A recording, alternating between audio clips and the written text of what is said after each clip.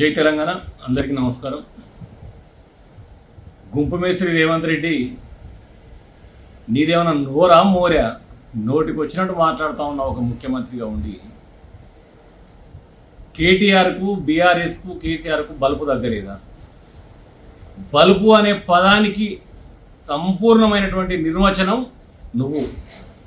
నీ బలుపు మాటలతోటి నువ్వు ఏం మాట్లాడుతానో కూడా సోయి లేకుండా ఊరుతున్నటువంటి మనిషివి నువ్వు.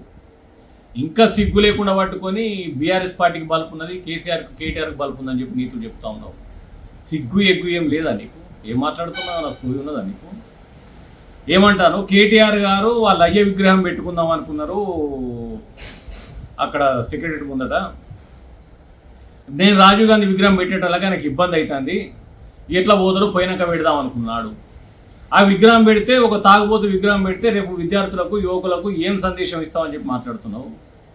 సిగ్గులేని దద్దమ్మ, 1,00,000 అబద్ధాలతోటి ప్రభుత్వం ఏర్పాటు చేసిన నువ్వు ఒక భూ కబ్జా దారునివి, బ్లాక్ మెయిలరు, జైలుకు పోయినోనివి, ఓటుకు నోటు దొంగ కేసులో రెడ్ హ్యాండ్గా దొరికి జైలుకు పోయినోనివి, 4 పార్టీలు బాటు మారి నీతి జాతి లేకుండా ఎంతో అనుభవజ్ఞులైనటువంటి సీనియర్లందరినీ నాశనం చేసి డబ్బులతోటి పీసీసీ కొనుక్కున్నాం, ముఖ్యమంత్రి కొనుక్కున్నాను, స్వయంగా ఇవ్వాలి నీ క్యాబినెట్లో ఉన్న మంత్రులు ఆరోపణ చేసిండ్రు. నీకు సిగ్గు మానం లేకుండా మాట్లాడుతూ ఉన్నావు నువ్వు ఒక ముఖ్యమంత్రిగా ఉండి. బలుపు, త్రాగుబోతు ఇదా నువ్వు చెప్పేది? నీ బతికేంది? నీ ప్రస్థానం ఏంది తెలియదా? ఇలా రాజీవ్ గాంధీ విగ్రహం పెడతా అంటున్నావు. రాజీవ్ గాంధీ ఎంపీకి ఓడిసిండు తెలంగాణకు, ఒకటి చెప్పు నువ్వు. సరే, నువ్వు అంత పెట్టడానికి సరే నీకు అంత అత్యుత్సాహం చూపెడుతున్నావు కదా. రాజీవ్ గాంధీ తెలంగాణకు చేసినటువంటి మేలు ఒక్కటి చెప్పు. అంటే ఇలా రాజీవ్ గాంధీ విగ్రహం పెట్టి ఏం సందేశం ఇద్దాం అనుకుంటాను? బోఫార్స్ కుంభకోణంలో భారీగా ముడుపులు ఇచ్చినటువంటి ముట్టినటువంటి వ్యక్తి రాజీవ్ గాంధీ అని దేశాన్ని కుదిపేసినటువంటి కుంభకోణం అది. దేశాన్ని ఒకసారి కదిలించినటువంటి కుంభకోణం అది. బోఫార్స్ శతజ్ఞుల ఆయుధాల కొనుగోలు విషయంలో దేశాన్ని మొత్తం ప్రపంచాన్ని కూడా వణికించింది ఆయన చేసిన కుంభకోణం. ఇప్పటికీ ప్రజలు మర్చిపోలే, ప్రజల మనసులో స్థిరంగా నాటుకుపోయినది.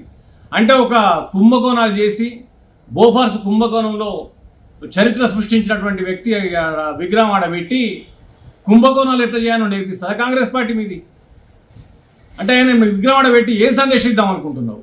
అంటే కుంభకోణాలకు ఎగ్జాంపుల్ రాజీవ్ గాంధీ అని చూపెట్టడం కోసమా? రాజీవ్ గాంధీకి తెలంగాణకు అసలు సంబంధం ఏంది? అదే ముందు ప్రజలకు సమాధానం చెప్పాలి నువ్వు. ముందు సమాధానం చెప్పి తెలంగాణకు ఏం మేలు చేసిండో సమాధానం చెప్పిన తర్వాత అప్పుడు నువ్వు మాట్లాడు. 10 ఏళ్ళ నుంచి తెలంగాణ తల్లి విగ్రహం ఎందుకు పెట్టారు? ఈ మధ్యనే కదా విగ్రహాలన్నీ కట్టుకుంటూ వస్తూ ఉన్నాము.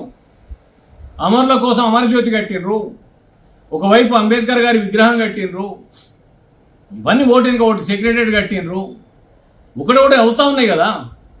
ఈలోపు నువ్వు ఇట్లా 1,00,000 అబద్ధాలు చెప్పి ప్రభుత్వంలోకి వచ్చి నువ్వు ఈ రకంగా దిగజారుతామని మేము ఎందుకు అనుకున్నావు?